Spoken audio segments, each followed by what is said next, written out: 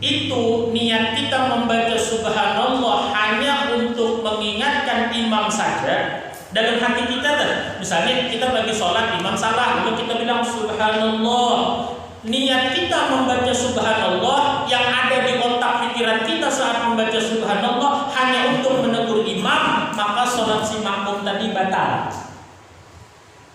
Nah ini sholat si makmum tadi, kenapa? Karena dia sudah ngomong di dalam sholat, maka berbicara dalam sholat membatalkan sholat. Hanya saja dia itu bicaranya dengan bahasa Arab, subhanallah. Karena yang ada di otaknya hanya mengingatkan menegur imam, maka seakan-akan subhanallah itu artinya begini, salah mam. Misalnya imam kemudian dari sujud baru sekali, belum dua kali, langsung naik, dikira imam dua, makmum subhanallah.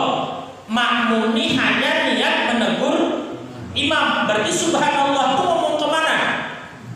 Jadi artinya seakan-akan mam sujud lagi sekali mam, gitu ngomongnya. Maka walaupun omongannya subhanallah, sholatnya batal. Lalu bagaimana kalau menegur imam? Maka niatnya membaca subhanallah itu di dalam otak kita, aku niat zikir. Karena subhanallah itu termasuk zikir. Subhanallah termasuk zikir, maka niatnya zikir. Kalau misalnya plus menegur imam, sah masih. Jadi minimal niatnya subhanallah menegur imam itu niatnya zikir atau niat zikir plus menegur. Tapi kalau hanya niat menegur imam, maka sholatnya makmum tadi batal. Jadi negur aja harus ada ilmunya, gak main asal tegur. Subhanallah kemudian, apalagi sampai imamnya kemudian nggak paham, salah subhanallah 2 kali sudah, subhanallah sampai ini 33 kali. Ya, berarti ngomong 33 kali.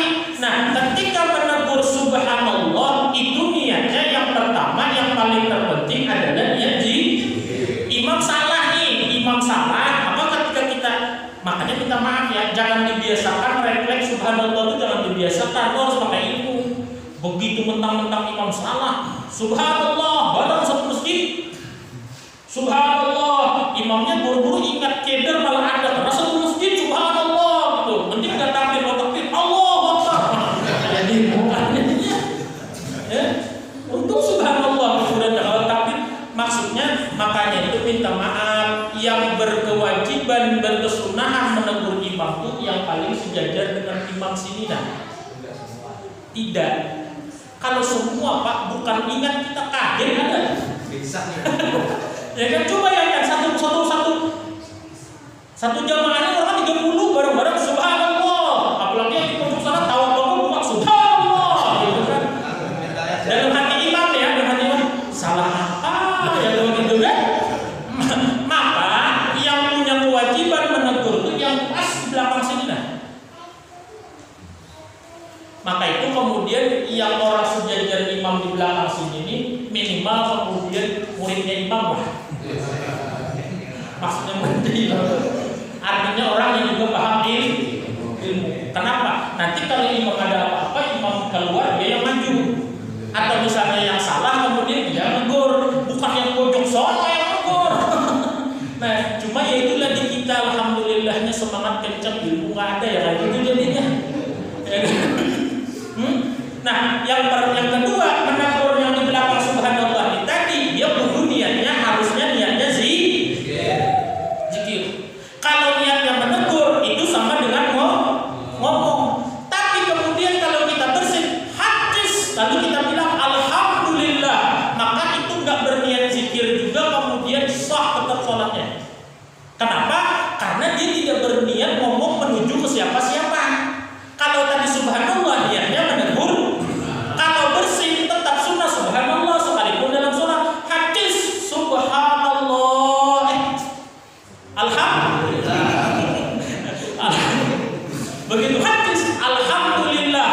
Alhamdulillah artinya segala puji bagi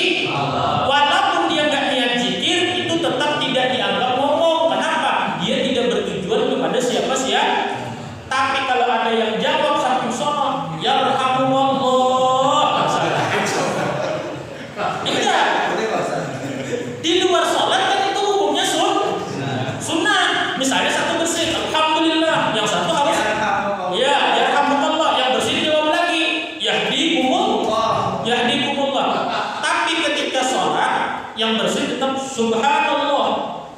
Ini subhanallah. Lapar di bawah. Alhamdulillah. Nah, ketika dia alhamdulillah tidak batal, tetap dapat pahala sunnah. Tapi ketika yang jawab di samping yarhamukallah, padahal menyebut Allah tuh yarhamukallah.